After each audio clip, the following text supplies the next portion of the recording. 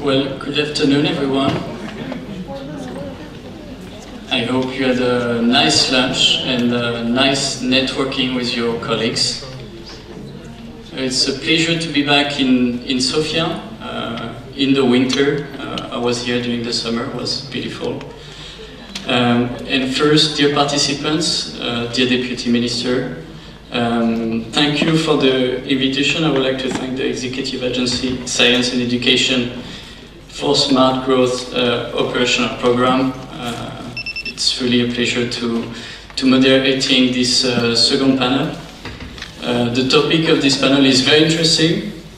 It's share experience and next steps toward long-term sustainability of research infrastructures, looking at management models, governance, looking at sustainability policies, how to involve the private sector, looking at fundings, different fundings at different technology readiness levels, looking at impact and international collaboration. So let's first invite all the panelists on the floor. First, let's invite Anelia Kajtinova-Ferrer from the Rode Postgrad Institute from Croatia. Let's invite also Andreas Holz, former Vice Chair of the S3 Large International Research Facilities Unit and at the Federal Ministry of Education and Research from Germany. Let's invite Jana Kolar from the Executive Director of CEREC from Slovenia. And finally, let's invite Margareta Apostolonova, the head of the Medical and Biological Research Lab, Bulgaria Academy of Science, from obviously Bulgaria. So before going through this very interesting panel discussions and presentation from the panelists, I'm going to tell you a little bit of a story why I'm here. I was involved in a peer review with the executive agency, looking at how to structure centers of competence and center of excellence in Bulgaria. So I work, my name is Arnaud Morrison, and I work at the Interreg Europe Policy Learning Platform. The policy, very briefly, the policy learning platforms aim to capitalize on good practices from Interreg Europe projects. So we do many different things. We write policy brief, we validate good practices, we have a knowledge hub, working on different topics in research and innovation. We're going to publish a policy brief in 1 month. It's going to be on science and business collaboration. That's going to be interesting for you. And we do also peer reviews. And we did one peer review in June on structuring centers of excellence, centers of competence in Bulgaria. So a little bit about the peer review, what we do. We target managing authorities, local and regional policymakers. You need to have a clear policy challenge that you want us to address. We bring peers from other Interreg projects for 2 days to work on this policy challenge. And we offer like a lot of support and from the policy learning platform, trying to find the best peers and doing all the moderation support. So this was all of our peers, 5 peers, and we're very lucky because 1 peer is here with us here. So we have 5 peers from all over Europe working on this 4 thematic challenge. The 4th thematic challenge, we're looking at the governance structures, how to involve the private sectors, different funding mechanisms, and extra-regional knowledge. And that's some of the key recommendations we had from the peers, looking at the financial models. We are looking at key performance indicators, infrastructures. One of the recommendations was pricing should be flexible, fluctuate with offer and demand. Of course, in centers of competence, the business sector should be prioritized because it's something new. Then performance agreements, of course, different type of key performance indicators. depending on centers of excellence and centers of competence. That's it for me. Let's go to the second presentation. Please. Let's go ahead, Elia. Thank you. The floor is yours.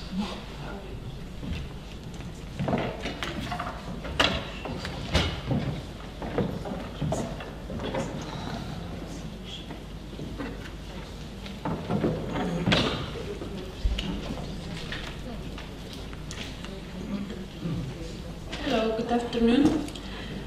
My name is Anelia Karajinova, and for me it's very exciting to be back here. Thank you for the invitation.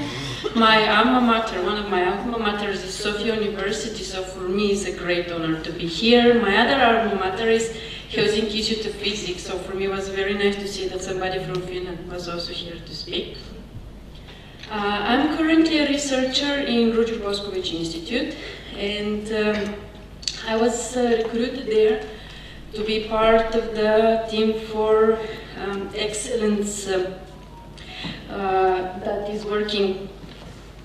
If I stay here, that is working on Horizon 2020 Era Chair project, which I know that so far here in Bulgaria hasn't been won, but this is the project we have. It is expanding potential in particle and radiation detector sensors and electronics in Croatia, so for short it's PARADESEC, or as we joke with my colleagues, it's the Paradise project. A little bit before that about our institute. Ruđer Bošković Institute is the largest multidisciplinary research in Croatia. We have physics, chemistry, life science, environment, and ICT. Between all of them, we have a huge margin, so there's many subdivisions. The institute has been established in 1950s, and currently we have about 800 employees. So we are not very big, but we are a very united institute, and that's one of the motto that's staying together, all multidisciplinaries, we're able to win quite many projects, which I will demonstrate later on. As you can see from the plot, we have about 50% of Croatian Horizon 2020 projects. The mission of the Institute is to make excellent science, to have a strong involvement in higher education, and to have a leading contribution in growing of the national economy.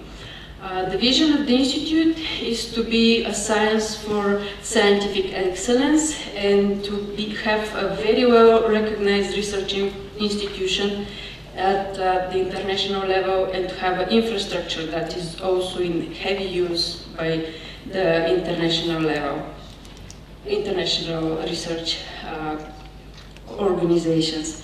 A little bit more about the Era Chair project. The objectives are following in the footsteps of the vision of the Institute. We have talked a little bit today about the fact that yes, we have to have projects that are towards research infrastructure, but one of the biggest problems in Croatia is actually they do have some infrastructures from before, but there is no manpower to run it. So one of the main objectives of our project was actually to have enough budget to acquire top-class researchers for our centers for detectors and electronics. To be able to enhance the experimental role of the Institute as a whole, to enhance the capabilities of the RBI for both multidisciplinary and interdisciplinary applications, and also technology transfer. And the other main goal was to contribute to the realization of Croatian smart specialization strategies and to take really leading role towards not only initiating but also pushing the institutional changes. I have put here a few numbers. The total budget of our project is about €2.5 million, plus or minus, and you can see that the main part of it goes for salaries for our top researchers, and we have a very big budget for dissemination. because it is important that we have our research infrastructure, it is important that we have our top-level scientists, attract them with very good salaries, but it's also important to go and disseminate what you're actually doing and what kind of infrastructure you have, so you can have more collaborations and more visibility, because that's incredibly important, because when you're also visible, you can also attract a lot of private funding, not only private funding, but also collaboration with the private sector. This is a part of the Croatian operational program. For short, it's called OZIP. It's our Smart Strategy Specialization program. As you can see, the budget is 72 million. I will just read something from here because I'm not very good with this part of the presentation and specifically the political making of it. So the main goal of OZIP is to upgrade and unzip the Institute in Intellectual Property, capital equipment and know-how while increasing the RBI impact of the era and boosting cooperation between the scientific, academic and business sector, something that we are here to talk about. From this 72 million, the Center for Detectors, Sensors and Electronics is able to take about 10 million. This money are needed for the Institute not only for building an actual facilities, but also to buy equipment that is able to serve the purposes of the center. The other part of the money are involved for buying additional equipment for the full institute. This one is for the whole institute as a total, plus constructing new buildings. All right. This slide is just to show that it's very important to have a good vision on your future planning, as we were discussing earlier. The Paradisec project as a total wouldn't be able to be successful before the projects that my colleagues have written in the past. We have, I would start from bottom to top, we have a NATO project, which is e-secure. We have several twinning projects, this is just one of them.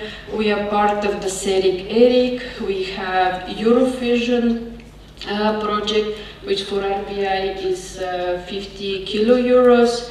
We are part of AIDA 2020 and now from the Future AIDA++. And we also have one of main centers of excellence is centers for advanced detectors and sensors with which we try to collaborate closely. But most importantly, we inherit most of the speed catch-up we were able to do because of the previous project, which was FP7 project for particle detectors specifically, which had a budget of 1.3 million, plus the institute itself as a whole had a large number of small international projects. The total amount of FP7 projects for Croatia is 33, and I would like to point to you that Croatia have become a full member of Europe in 2013, so they have been incredibly active. All right, I would like to show you a little bit about the Center of Detectors as itself. It's already deployed. We are up and running as an independent unit collaborating with the other organizational units inside the Institute. We are also established to be a national center for development of particle detectors, radiation detectors, sensors, and all the electronics that is related to it. The facility itself is an open, and we are collaborating with all of our stakeholders in science education at national and local administration level and industries. And we are heavily partnering with the Faculty of Physics, Mathematics, Electrical Engineering, many different university units related to the subjects we are studying, plus a few high-tech companies. So as a total, the center as CDAC is actually being there to enable larger and higher quality utilization of European funds from Horizon 2020 and ESI. What was crucial and what is still crucial for the success of this project? We are still up and running until June next year, but it was the fact that good international scientific relevance and reputations are needed in order to be an excellent facility. One should have well-adjusted objectives, clear and consistent SWOT, the impact, the demonstrated enhancement on the RBI capabilities, and describing the positive impact of the research level is incredibly important.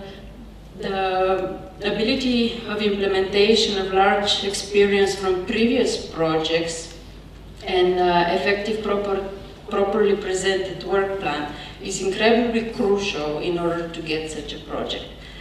European structural funds, as explained earlier, they are in very good relationship between us as a project, the ERA-Chair project, this common Aussie project for the full institute, and all the other small national S3 projects.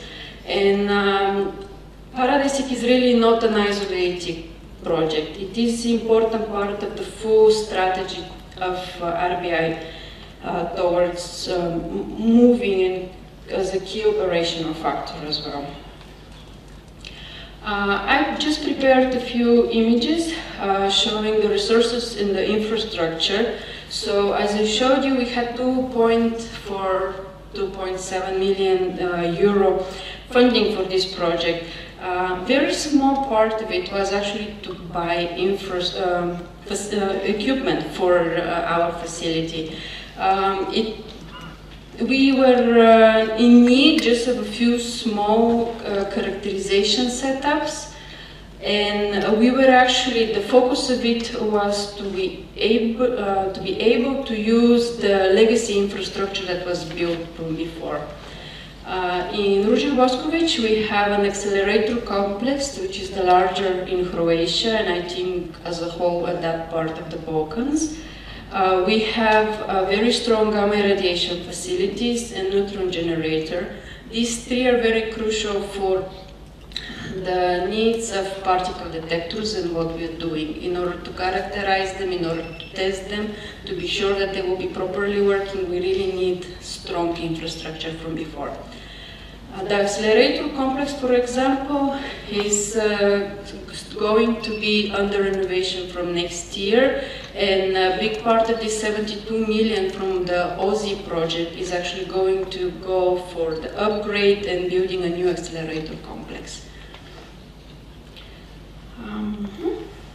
And this is a few accomplishments that we have been already able to have as a center. We're still working on it, but they are almost ready devices. We have 2 X-ray detectors, one for medical imaging and one for dosimetry. They both have been made with a big impact from the private sector, and they both will be served for the private sector. We as an institute are now officially associate member of CERN, and we are specifically working with CMS, so we are also able to characterize and do assembling for their detectors. We have become involved in the next generation colorimeter, and this is my personal cause right now, as I'm in charge of constructing the next mechanical support for the colorimeter. And as I said earlier, and here is just a few pictures to demonstrate, we have had some serious and real devices that were sent to us as a facility in order to characterize the devices that they are really operational. So this is something that we provide also as a service to the private sector, that if they want to send some devices, let's say for ESA or for something else, or send it with a satellite, they need to test if it will survive the travel and operation up in space, for example, they need to characterize their devices. So this is one way that we can actually provide our service. And at the end, there is just a small list because it's very important to have a strong partnership and international collaboration. These devices up here, they wouldn't be able to exist without our close relationship with Helsinki Institute of Physics, a micro nanofabrication center in Finland. We are very closely working with the Polytechnical Institute in France, with the Center for Semiconductor Devices and the University of Shanghai in China. We are working with a huge number of groups of INFN in Italy, all over across. Of course, we're working with PSI and ETH in Switzerland. University of Sevilla is one of our main collaborators right now for preparing chips that are actually installed on basic airplanes that every one of us use. And we are characterizing those chips with the help of the accelerator complex. And then we are also able to have a common research with multiple groups from different CERN collaboration groups. And I would like to thank for your attention. I hope a lot of questions I will be able to answer today.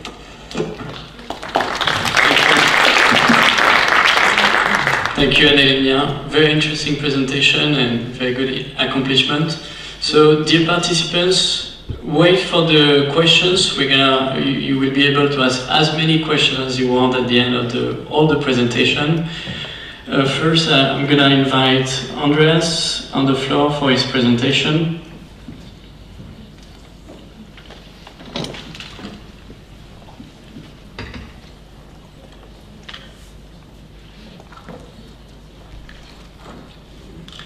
Andreas, the floor is yours.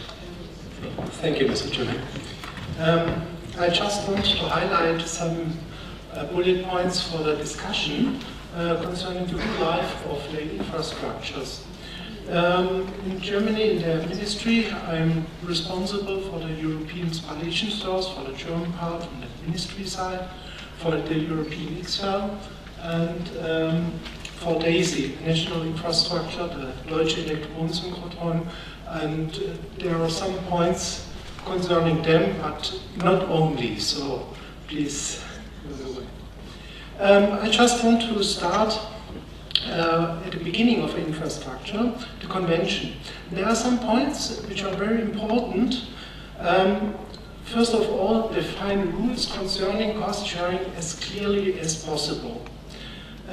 If you want to pay for something, please say it, make it clear, and if you don't want to pay for something in this infrastructure, make it also clear. Sometimes the convention, it's a nice event and no one wants to be, well, to say something against someone, and so some questions are not answered about the financing thing. And it's a terrible discussion, yes, but in the beginning it's much easier than in the point when it's needed. So please make this discussion in the beginning. There are 2 points, otherwise you will pay more than you want, or you leave the infrastructure and waste a lot of money. So clear this point as early as possible. And if you are setting up the convention, avoid misleading wording, e.g. milestone and a date. One example was there was a changing of a financing part, and for this point there was a milestone defined and a date. So the milestone was delayed, can be at a research infrastructure, and so one position said, okay, we reached the date, let's change the financing system, and the other one was, okay, we haven't reached the milestone, we changed the system when we reach the milestone. And these are discussions we don't like. So be clear on what has the higher priority. Shares. The amount of a share for a member should be fixed. I have the example that a host state said, okay, we have 50% in the construction part, but we don't use the infrastructure as much as 50%. So we want to ramp down to another 15%, 20%, around about that. And there was a lot of discussion about it. Each postponement leads to many discussions about the financing part. And because if you change the financing system for a postponement or for a delay, e.g. you have to buy spare parts. Is it in the first part, you have to pay only 50%, or is it in the later part, you have to pay more? And for each part, there's much discussion. And so don't make something like that. Also, it's very well known to say, okay, an infrastructure in the operation phase, we share on the base of use. I came on it on a later stage, but it's also not very easy. So, problems based on use. First of all, what is use? Is it beam time? Is it a use of the IT infrastructure? Is it a use of the labs, or so on? So make it clear in the beginning if you want to make it like that. And the next, what is the user? And when do you count him? Is it the time of the application of a proposal for beam time? Is it the measurement time, or is it the publication time? These proposals are always living documents, and some people leave, some people came on, and so on. It's always changing, and so it's not easy to handle it.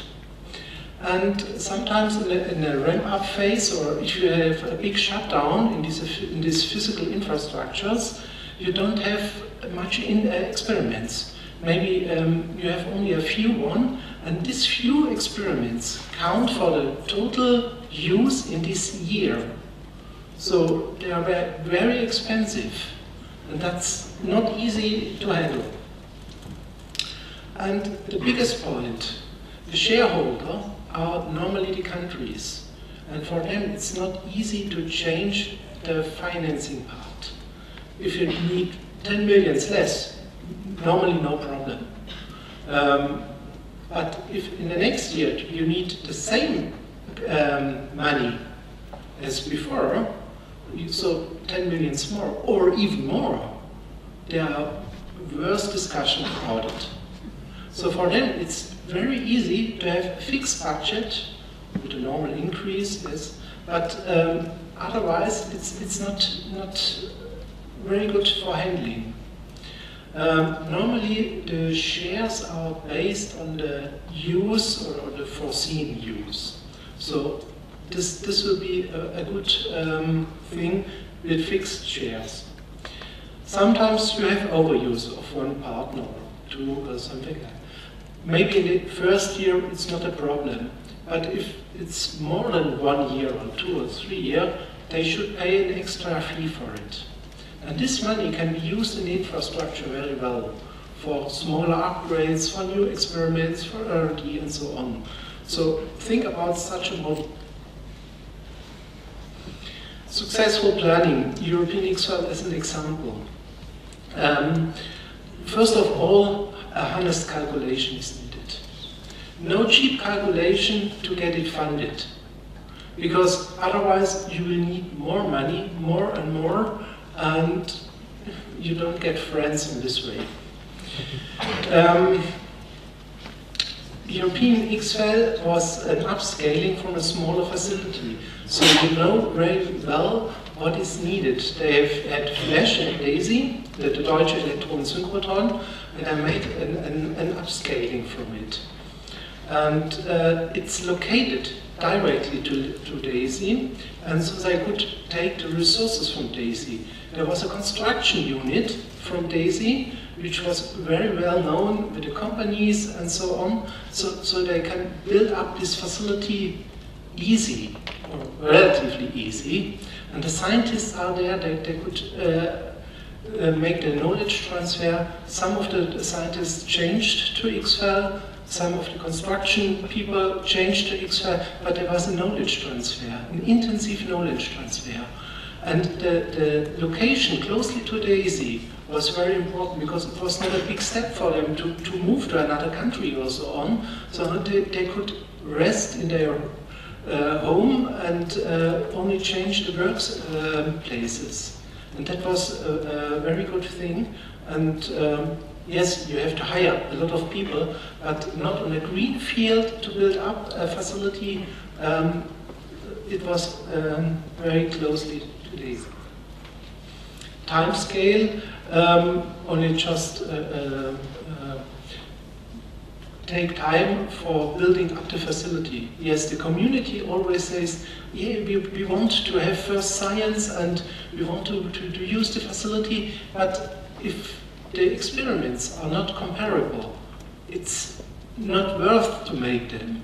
It's the first science you can later on make step by step, learning from the user-assisted experiments, but keep the facility or construct a facility first before you make this first science. Otherwise it will take more and more time.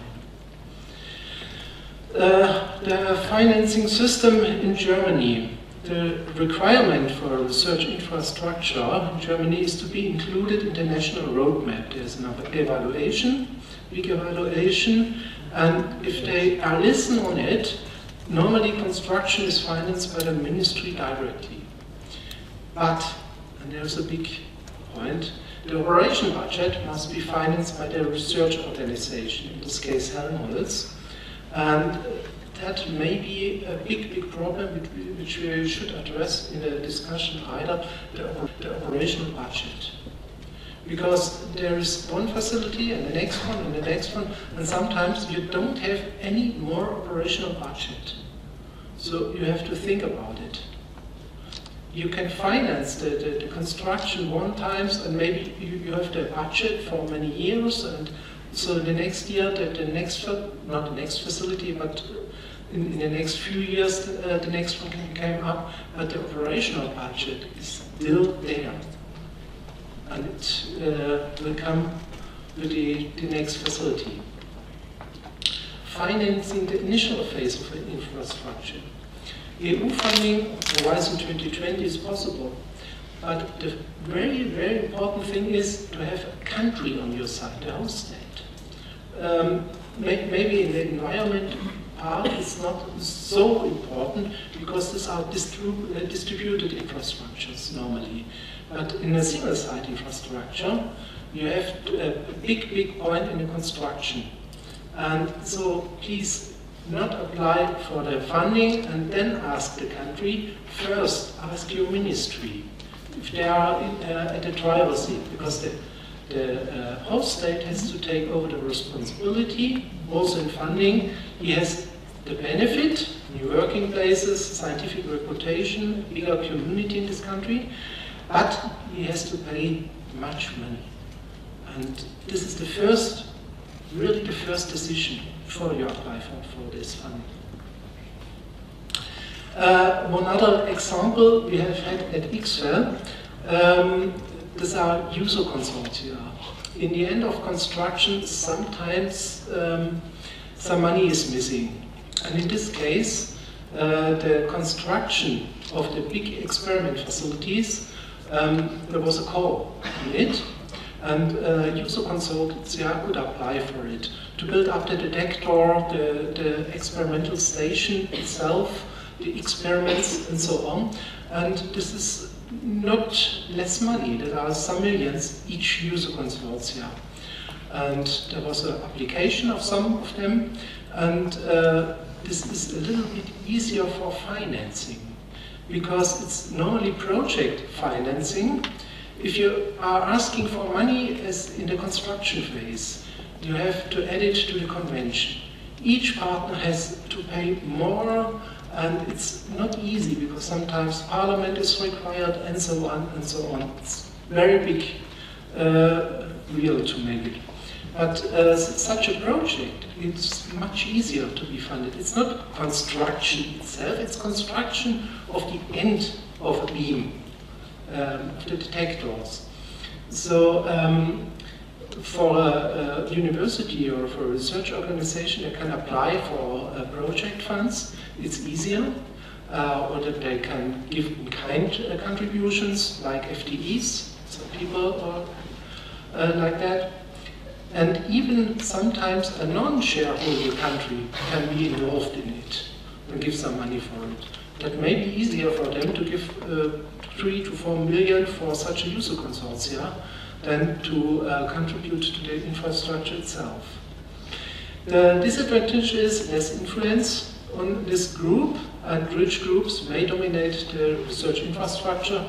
There has been to build up a steering process and evaluation process to have a look on it. A very, very big point is the end-of-life criteria. It should be defined in the beginning. When should an infrastructure end? I would say 1 or 2 years before this end, no one wants to define such a criteria. So make it in the beginning because of the operational budget. You can't add one infrastructure to another. Maybe from the construction, maybe it's possible, but from the operational budget, it's not possible. So think about it, think about end-of-life criteria to gain freedom in this operational budget, to make a new research infrastructure possible.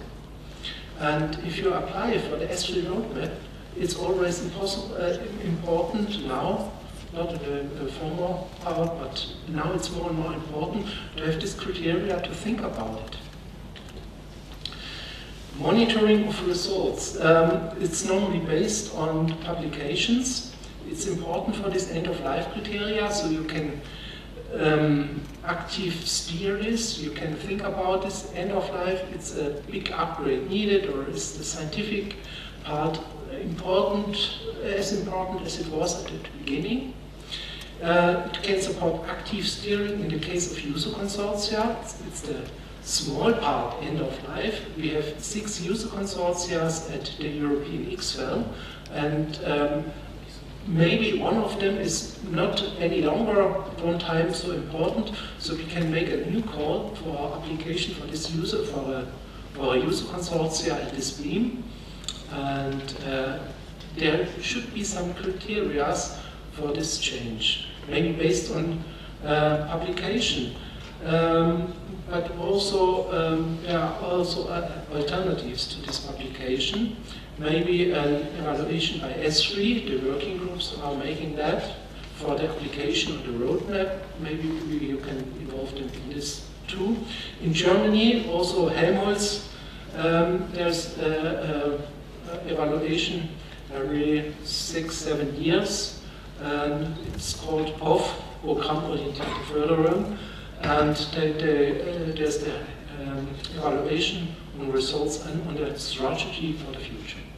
So that was my part. Thank you very much. Thank you, Andreas. Thank you for giving such practical advice for centers of competence and centers of excellence and research infrastructures. It shows how the design phase and strategic design, how it is important for all the implementation of those research infrastructures. I really like having honest discussion first. Yes, this is important. On the cause, KPIs, everything. With no further ado, I invite Jana. The floor is yours for a presentation, our third panelist.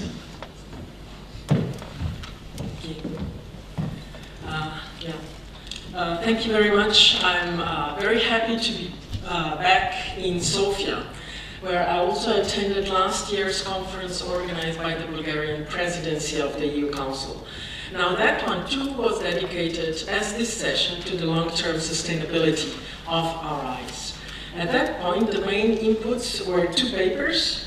One was long-term sustainability of research infrastructures, a document published by S3, and the other one was the Commission staff working document, sustainable European research infrastructures also dealing with long-term sustainability. So this session today is focused on, well, basically 1 year after, what have we achieved. And I was asked to discuss in particular one part, one action published in both documents, and that's monitoring of research infrastructures. The first document, S3, had this action point among the establish and maintain excellence of RIs, while the Commission staff working document put monitoring under ensuring effective governance and sustainable life cycle management. Now, since then, let's see what happened.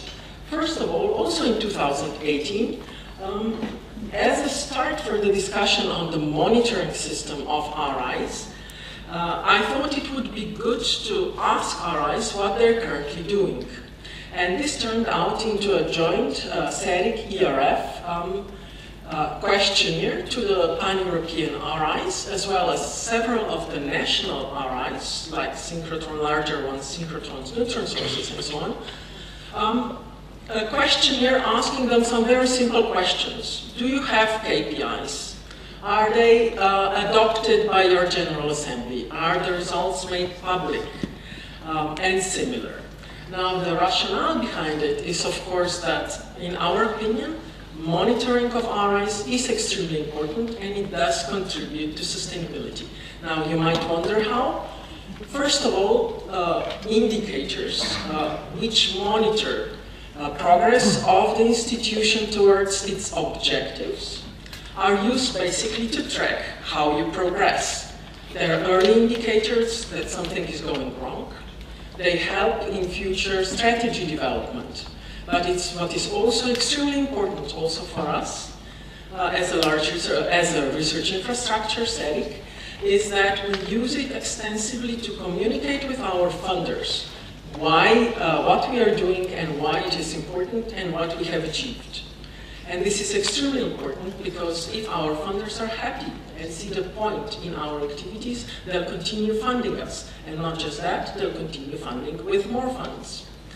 So the results of the questionnaire were quite surprising. First of all, out of the 36 RIs, most of them being pan-European RIs, either ERICs or S3s, and some of them being the national large infrastructures. Only half of them had reported to have KPIs linked to objectives. Only half of them reported to have KPIs at all. And now, out of this, one half had KPIs that were linked to the objectives. Others were monitoring something else. We didn't ask. Every fifth of the RIs, basically just 3 out of which responded to the questionnaire, reported to look at any kind of quality criteria when deciding on the use, on the selection of the KPIs.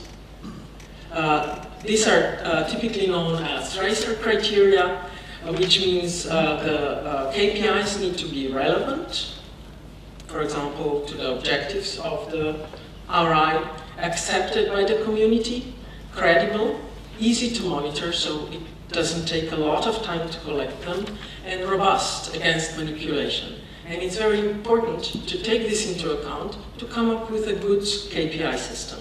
So what we've learned from this is that, well, there's certainly room for improvement. And what the Council said, not based on our questionnaire, of course, but on the, also on the Bulgarian presidency conference, is that the Council invited Member States and the Commission within the framework of S3 to develop a common approach for monitoring of their research infrastructures. And based on this, S3 had established a working group of which I'm a part of, and which is to deliver its final report by the end of this year. And yeah, first of all, let me say that we discuss monitoring here, not evaluations. So basically, we focused on the indicators, numerical indicators, being aware that for the proper assessment of the development of the RI, we also need to know its context under which it operates, because some are young, some are old, some are smaller, some are bigger, and we can't just compare across the field. We also need to know several other factors. For example, we need the case studies, we need the narratives. We also need possibly some new indicators in the future linked, for example, to EOS, or for example, to altmetrics. We were aware of all of that, but we came up with a list, first list of 21 indicators, which follow the main objectives that most of the RIs in Europe share. Now, how did we come up with the set of objectives in common with the RIs?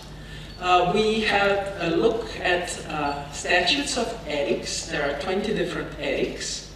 And we looked at what are their objectives, and we simply calculated. So we took most of them that are shared by more than 50% of the ethics. And we tried to allocate robust KPIs to each of these objectives. Now, I will not go through the 21 indicators now. I understand that the material will be publicly available, so you will be able to have a look at them. Now, so what is the currently proposed approach by the S3 monitoring working group? First of all, there's the 21 indicators, which needs to be accompanied by the context, the narratives, and possibly the case studies. We understand that KPIs should follow objectives, and that they should meet the ratio criteria. But we also understand that not all KPIs are equally relevant across the field. Yes, the objectives may be shared by a lot of RIs, but they're not equally relevant. Basically, we had public consultations all along the process of developing the monitoring system, and we also had a number of questionnaires asking, for example, RIs, pan-European RIs, and the large national RIs, how do you assess the relevance of the 21 indicators?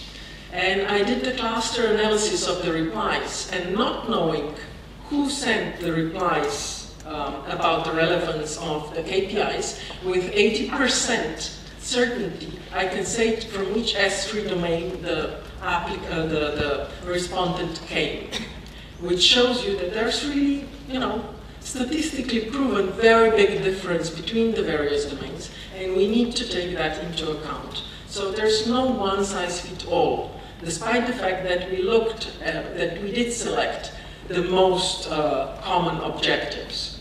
But we need to know that some KPIs in the future will need to be adopted for certain RIs, and also some new ones might be needed. So it's a process. We also need we are also aware that some RIs, particularly the data RIs, are not able currently to collect some of the information. For example, who are the users? What are the publications of the users? Because basically they might apply to to their database, and well, they might not be able to track this in a reliable way. So in the future we need to develop some tools together with the RIs. So as a result, we can say that although we are proposing now the 21 indicators, we are also saying that tailored adoption and most possible modification should be allowed in the future. And this should be done involving all the relevant stakeholders. So the RIs in question, S3, in particular the strategic working groups, because they know their RIs best, as well as national funders, because it's not just S3 which is going to monitor the RIs. Also the national funders are monitoring them, and it would be really optimal that we are all using the same kind of approaches. So this is my last slide. I would just like to say that what we want to do in the future is to propose to S3 for adoption the draft document, possibly by the end of this year. We are proposing that then we start the discussion with the RIs, the funders, and the S3 to design tailor-made indicators from the list to be used by each of the research infrastructures, which should start collecting the data from the beginning of 2021. The RIs are then asked to present the data during the S3 evaluations, during the periodic review. An ongoing need to support the implementation through an S3 committee is asked for because there's plenty of things that will be needed in the next few years to be developed. Be it the tailor-made approach, sharing of best practices, development of some common tools for data capture, like, for example, publications and similar. And we are also inviting RIs beyond S3 to consider using the same KPIs, if possible. Thank you very much. Thank you, Yena. Thank you very much. I invite all the panelists to come here with us, have a seat, and yeah, KPIs are very important, and also they should be in the design phase, having an honest discussion, as you said, Andreas. Racer, relevant, accepted, credible, and I think the most important one in a racer is easy to monitor. Of course, they should be also robust. And KPIs, they can act as early warning system and be used in the evaluation. But first, having a panel discussion, let's give the floor to Margareta for a few statements on the topic. Thank you very much. I'm really happy now because I had before me Janos and Andreas' presentations, which pointed out very well what the situation have to be in the future.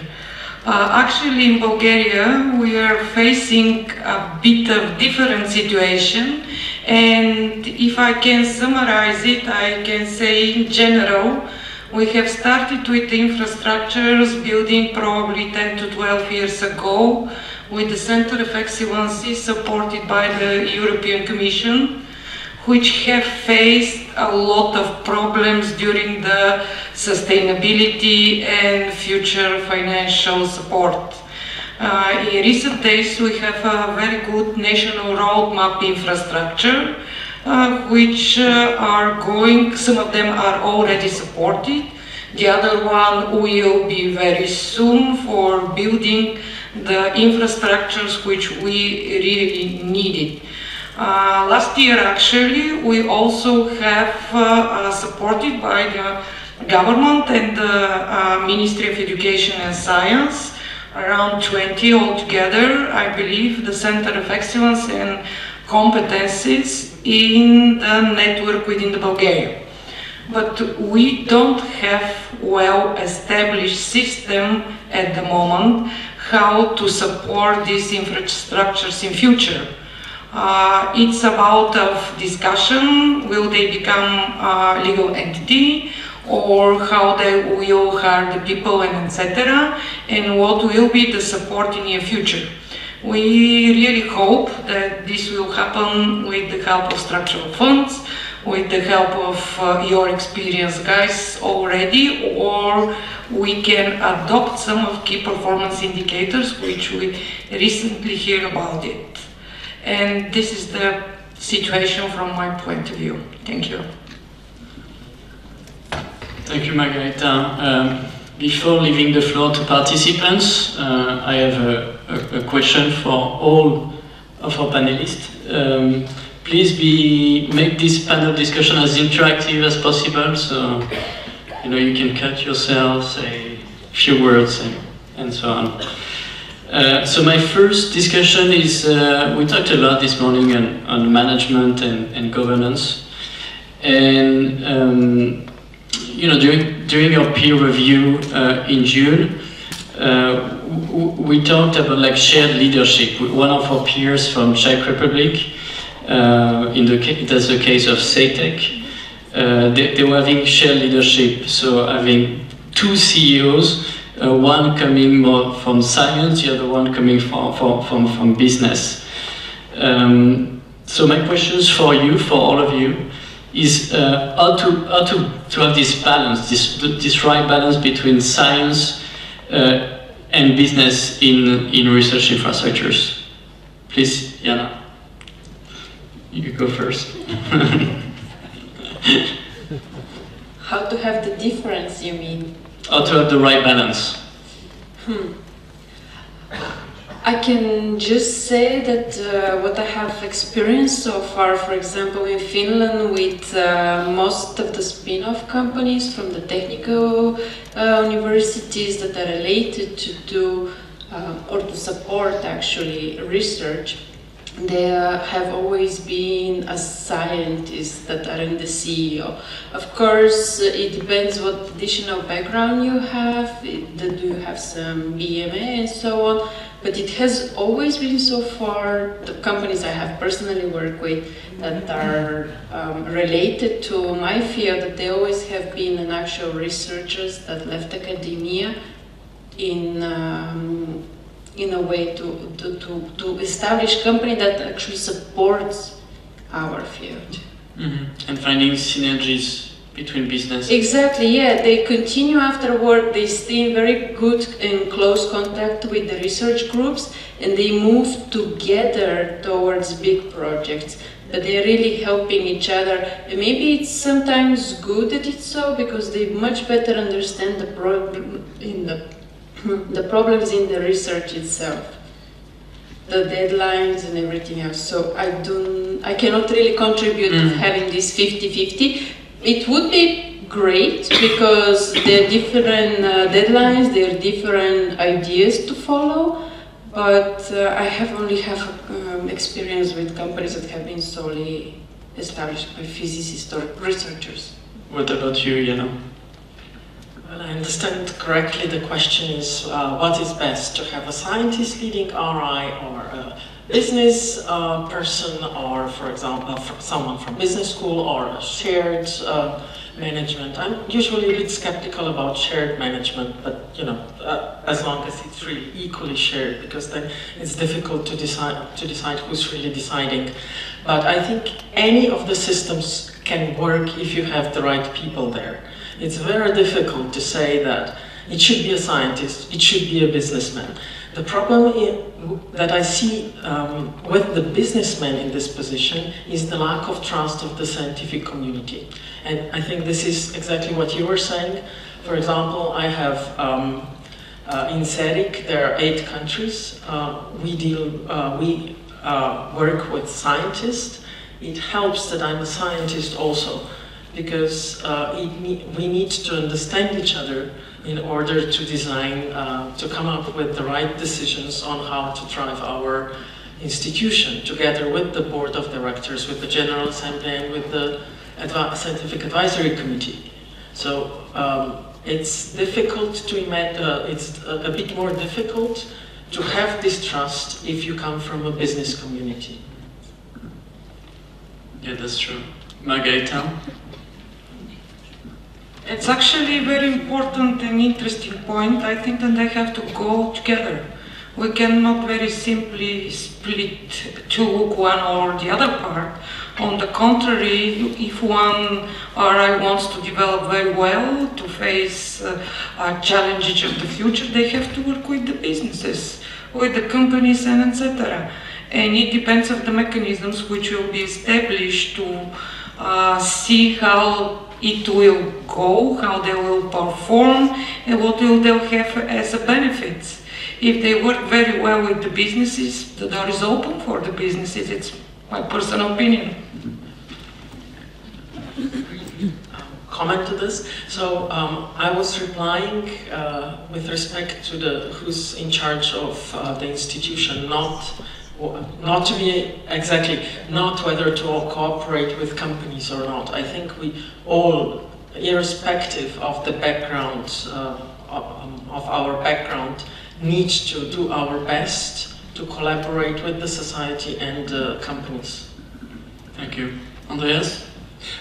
Just to make it clear, you don't mean an administrative director, you mean someone for industry as a second director to the scientific one. Yeah, at the management level. Yeah. The management, yes. I think it's not so easy in this situation, because an infrastructure is not only a part of basic research and industry, and okay, the Commission proposed to make sometimes a company which is self-financed, and everyone is happy because no additional operational budget is needed.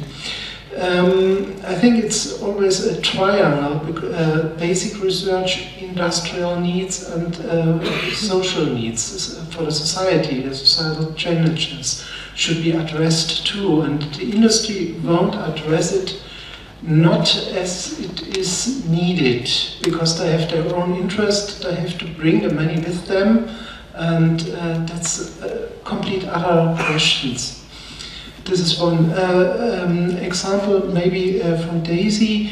There is someone who is responsible for industry. He is accorded to the management, and there are directly the contacts to the management.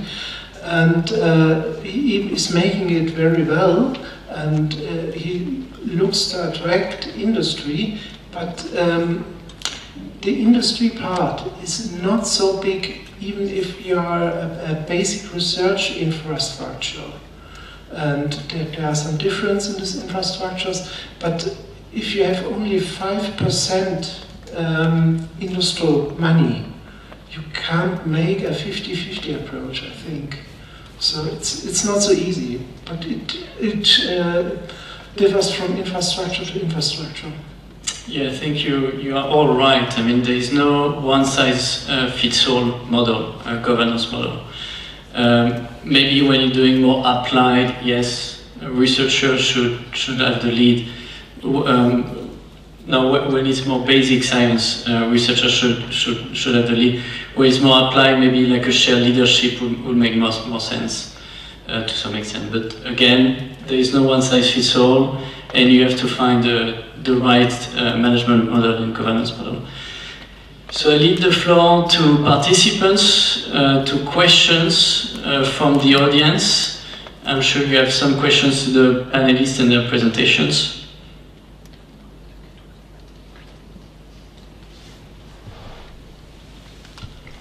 Okay, I've got a question from here.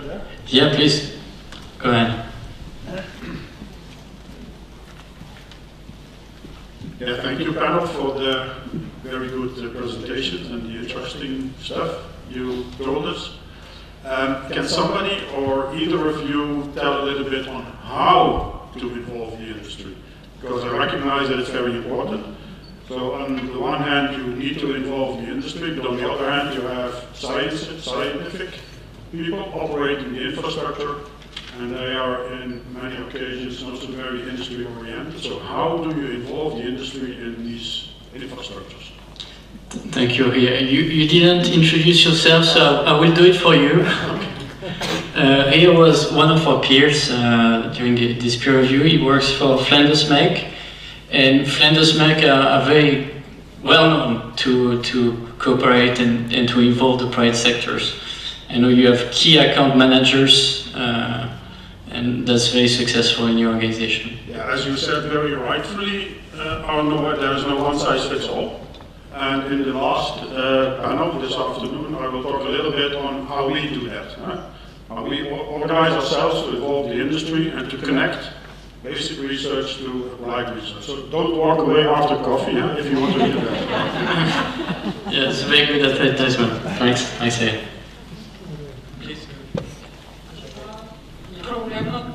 I'm not the person who can share a lot of experience attracting the industry, but there are a couple of ways which can be done. One of them is legal policy, which is absolutely necessary for some of the companies to follow up depending on the product which they are interested in.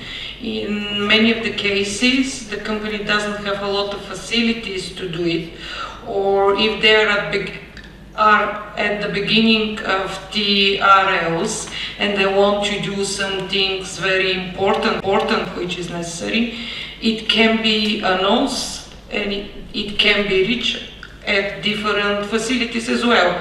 It depends, of course, what the RIs are built for, because if they are connected to the health or in the biology system, it's completely different if they are connected to the physics, which means that they have to be very well pointed out about the applications, as well as there are different facilities. For example, our institute is a part of the European, is a sub-hub of the European bioimaging facilities, which are interesting in from point of the research of different medical companies, which they want to see some preliminary experiments, which are not possible to be done with the different facilities. And this can be announced as well. It's really difficult, but dissemination and what the RI are doing is very important, which means that the research infrastructure needs to have a very good outreach department or person which is responsible for doing this, just to give an announce for it. Yes, so this will take a little bit of time. CERIC is located basically in Central Europe. It has 8 countries. That's my institution where I come from.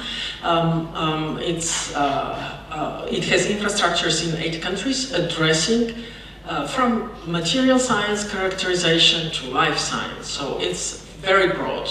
Now we have 2 problems, and we are aware of this when it comes to collaboration with industry. First of all, we were established 5 years ago. We are a new kid on the block. No one knows about us. Secondly, when we want to promote ourselves to key communities, the key community currently is too broad. So from material science to life science, there's a range of different industries. So who are we going to target? So being aware of this and looking at following what's developing for the future, what are the movements in the future, also in particular with respect to Horizon Europe. And based on our capabilities, we identified 2 priority areas. One is energy materials, because we know that there's a clear need in the future for industries for characterization of materials linked to energy materials. So basically to clean tech. Let me be more clear. So basically it's about energy production, it's about solar panels, development of batteries, development of fuel cells, hydrogen production, and similar. Now, the reason why we decided, our General Assembly decided to prioritize this is because there's a number of inputs that we can build on to say that this will be very big in the next few years. First of all, there's the Green Deal that's coming out tomorrow. Secondly, there's the leaders that decided that we live in the state of climate emergency. There's the mission on carbon neutral cities, which is coming out before the end of the year. There's the partnership that was signed yesterday on Battery Alliance. And billions will go into it. So it's very clear that we can clearly profile ourselves in this part where we have, where all our facilities have publications. So the users use it, use these facilities from this area. Now this is, currently they are mainly used for non-proprietary research, but this also means that we have a good possibility to address the companies, and we are preparing a targeted approach to address the companies in this area also by addressing researchers which work in key departments at universities with these companies in order to be better integrated. We're doing this with a targeted PhD program which we are allocating across Europe to good centers. We are preparing a special promotional material to promote to these key communities, and basically we'll see what happens. But we are young, it's 5 years that we are in existence, but let's hope that this pays off. Alexandria, Lilia? I totally agree with what both Margherita and Ayana said.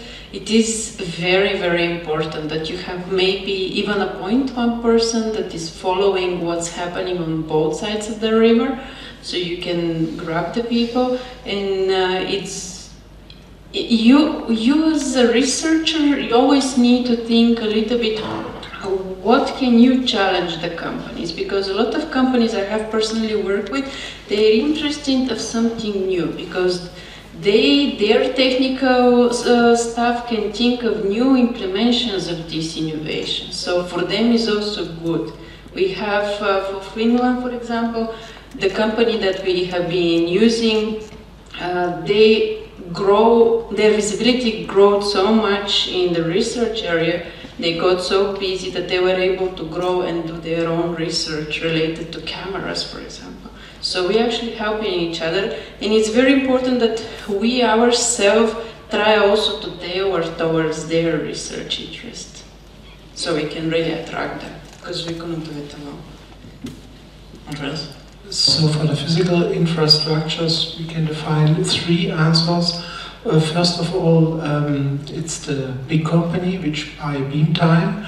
For them, it's important to have one person who is responsible. They can ask him or her for it. And I know the facility is thinking about offers for these companies. What may they need? What can we offer them? And get the money for it, because the beam time is sold, and that's one part.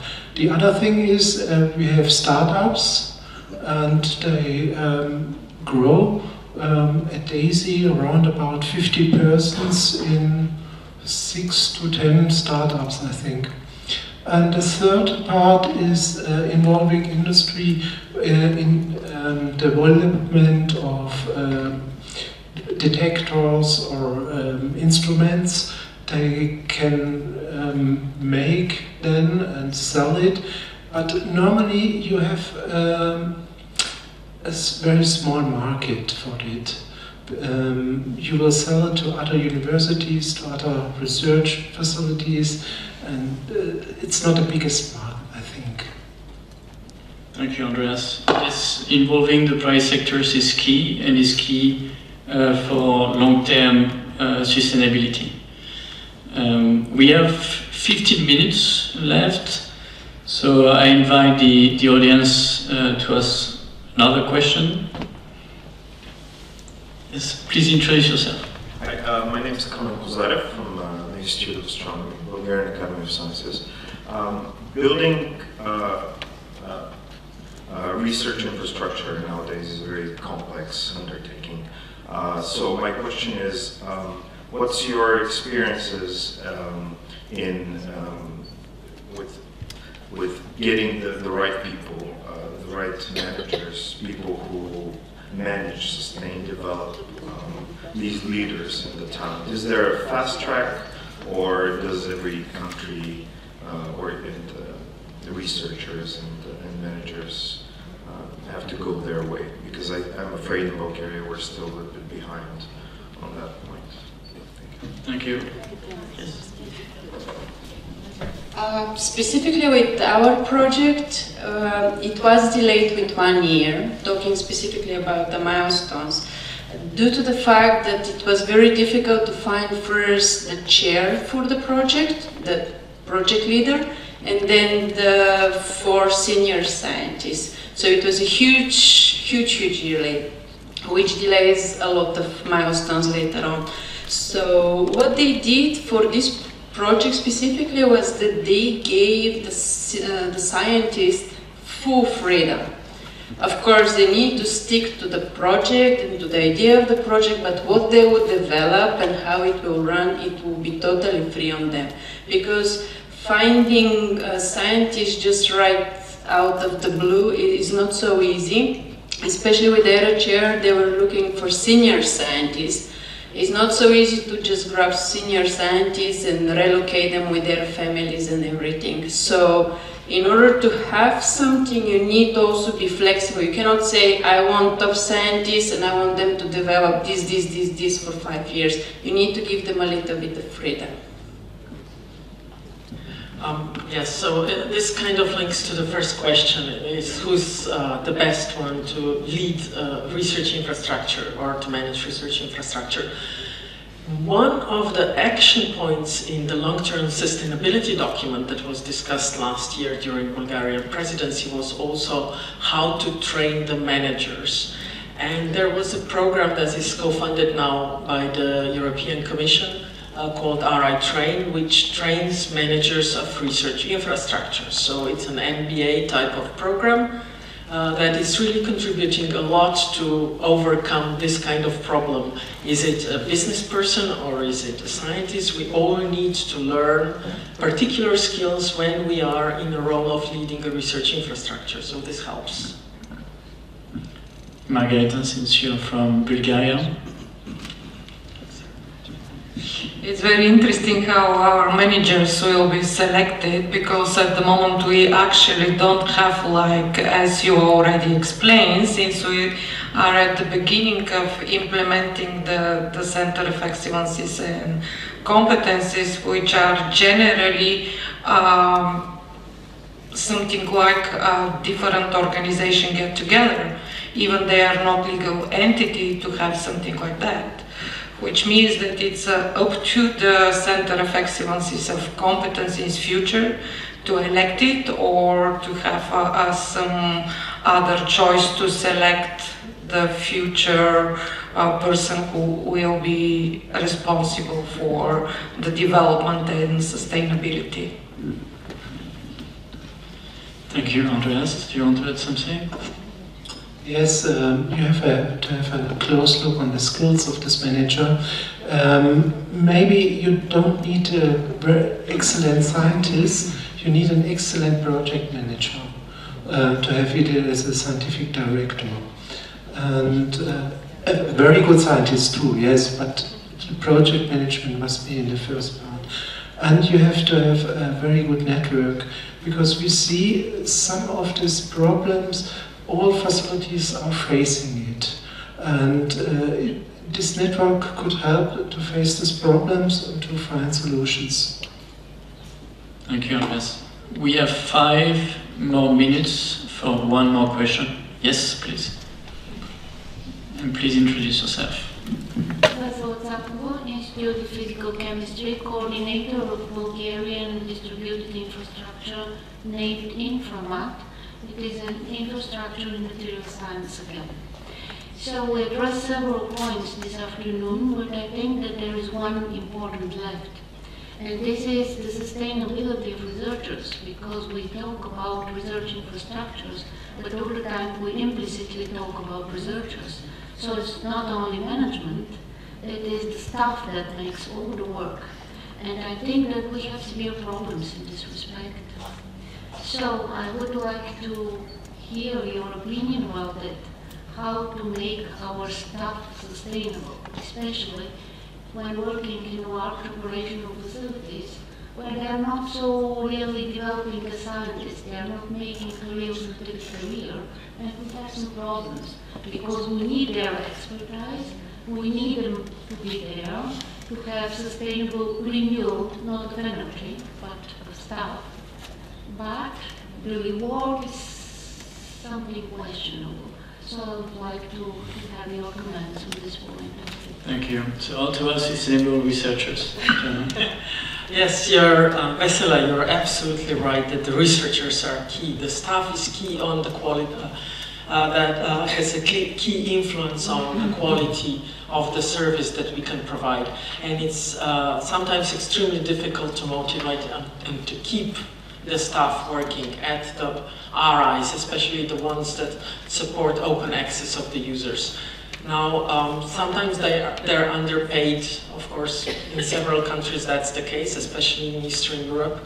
But the fact is that some studies show that researchers primarily want to see research, basically research challenges. So if the research infrastructure is good, they're more likely to stay, even though the salary, basically the salary in this case is not necessarily the primary factor.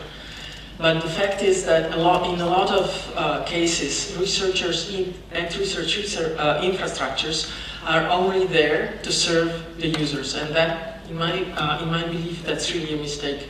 They need to be motivated by funding them to do their own research.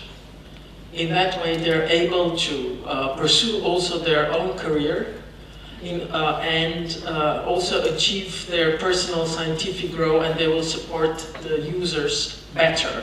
So I think that's absolutely crucial, even in the service facilities that serve users, to dedicate a lot of time to research careers by supporting their own research. So I'm happy to say that at the European XFEL they have their own R&D budget, and it's very, very needed. It's useful because an infrastructure without R&D won't be there for a long time. So this budget is there and it's needed. And the other point is about the staff. There is a big problem with time contracts in my point of view.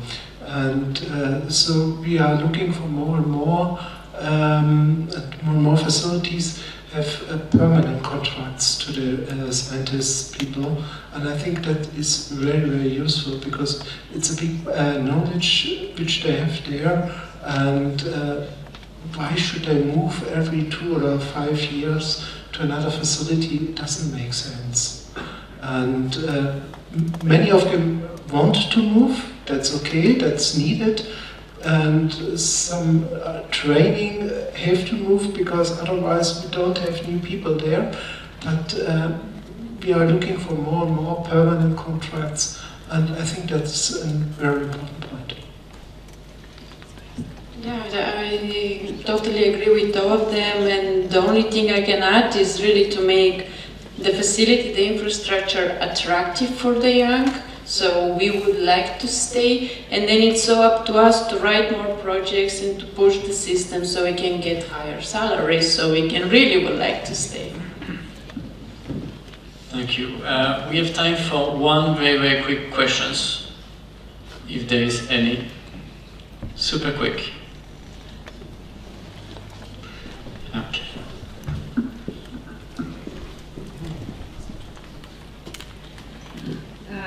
Thank you also from me for all your fantastic contributions. I don't know why my colleagues on the American agency are not more brave to share with you that probably your comments are music to their ears, that we not only need researchers to be on management, but sometimes maybe we need help, because currently in our centers of competencies and centers of excellences, very often I see my great researchers doing everything, and I know they're great. But we are all here suffering in Bulgaria from a kind of a complex that we know everything, we can do everything. That's something quite frequent ours, just like me. So I'm also not a very good manager probably. Anyhow, so it was really a very good contribution from you, on which we have to comment. But I didn't hear a lot briefly, Jana comment on sustainability policies. We are challenging now the next program period, and when we're talking about next program period, to be honest, I'm thinking about the next program period, after the next, I'm thinking after 2030. And then one should be really more to challenge a bit. What are we going to have? Are we going to have public policy? Are we going to have structural funds or no? Are we going to have double horizon or no horizon at all? What will be the sustainability of these policies? Because we're just comfortably now staying on this instrument, that instrument, but at the end of the day, we have governments, we have private sector.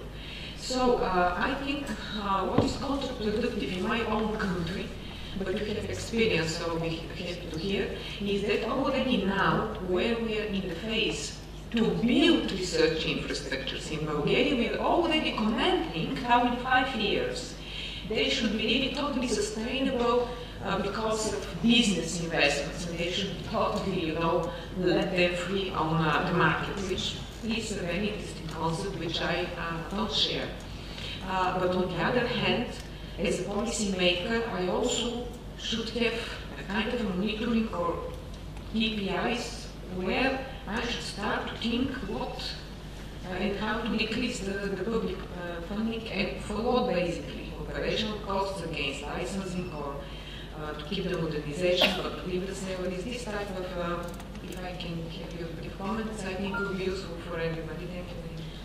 Thank you, Karina. Thank you, Deputy Minister. This is a very complex question. It asks for some foresight exercise. Jana? Yeah, and it's really a very important question. I used to be Director General of Science and Technology in Slovenia at the time when we set up centers of excellence and centers of competence and massively funded them. Then, when the government changed 4 years later, they decided that they should do really something else. And this is familiar to several people coming from various countries. This is not a way to build something, because if you invest something like, well, for us, 10 million per each center was massive at the time. This was several years ago. And to stop funding a research infrastructure in 4 years, saying that they will be sustainable, that's, you know, utterly unrealistic. And it cannot be acceptable. So if you look, for example, at the RTOs, which are closer, research technology organizations, which are closer to the market than centers of excellence or research infrastructures, which are on the fundamental science side, they get something like 50% from the market. Some of them get a bit more, but 50% is already really, really a lot. So this is a realistic overview. To think that they'll be self-sustainable even in 15 years, like for example with the EIT kicks, is utterly unrealistic. And it's then results in poor policy making, poor decisions in my opinion. I agree totally with you. The sustainability of policies is important, and looking at a long term, and I think is key. Andreas, we talked a little bit during lunch of this, and I'm sure you have a comment. Yes, I share your opinion that the industrial funds won't be the most part of an infrastructure. In Germany, there are several ideas or several projects. One is that they have a specific funding, and they have to look for industrial funds for another part, or to apply for funding for Horizon 2020 or national funds, something like that. So you have a small budget for operating the basic, and you have to look for more, and you can make more if you have successful applied for industrial funds, for national funds, for European funds, and so on. That is one of the possibilities. But I think the public funding will be the most part of the infrastructure. Otherwise, you will have a normal company, and that's not something you want to build up. Nelina, comments from you? No comments? Margarita, last comment? Anyone a last comment before we close this? Oh, we have a new question. Okay, last one, last. Dimitar Tonev, I would like to mark again. One of the questions I wanted to ask, it's already answered, but I want to say that the biggest problem, what is killing more or less all our infrastructures with years, is this often changes of governments in Bulgaria. Can you imagine? You said in 4 years. Can you imagine to have 3 or 4 governments in 1 year? What means this? You should convince everybody that your project is useful. And even they are the best people in the world. They just say, let me take some time to understand what's going on, coming to other one, we'll gain convince, and I guess it's coming at the end, somebody say this is not important, and close. And this is a remark, so sustainable means to have these projects that say running all the time support, of course, but when you have so many changes continuously, it's really no way to survive. So it's curious how people here are doing infrastructures in these conditions. So this is my comment. Thank you. Yes, sustainability from political changes, that's very important. Do you have any comment, quick one? I'm not an expert in Bulgarian government, so. Keeping to the joke, I just can say that when the governments are changing in Croatia, I usually try not to bother my boss, because he's really busy lobbying, but yeah, it's an issue. I was hoping that your comment was a comment, not a question. Because although we try to do our best, we cannot influence how often your government changes. All right, thank you. That's good. Well, thank you to all the panelists. I think it was a very interesting and interactive panel discussion. I mean, we learned a lot, and we found like very practical solutions and advice. So that's very good. Now we have 30 minutes coffee breaks and 20 minutes coffee break, okay, to network and have a relaxing time. Thank you very much.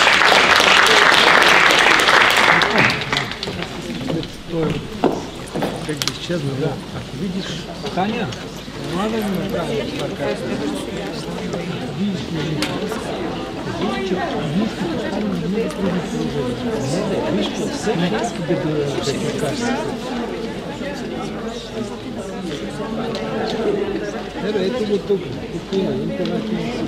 Ти попълваш сега документа. Не, аз указанията. Аз съм ние попълних новите указания, които появиха се преди 5 дена или по старите. Защото говорих с промон. Да попълних по старите и всичко. А кои са старите само? Които бяха за първата година? Те ни говориха да кажа за награждение 30%, не е това. Сега пише 20%. Командировъчно. Карина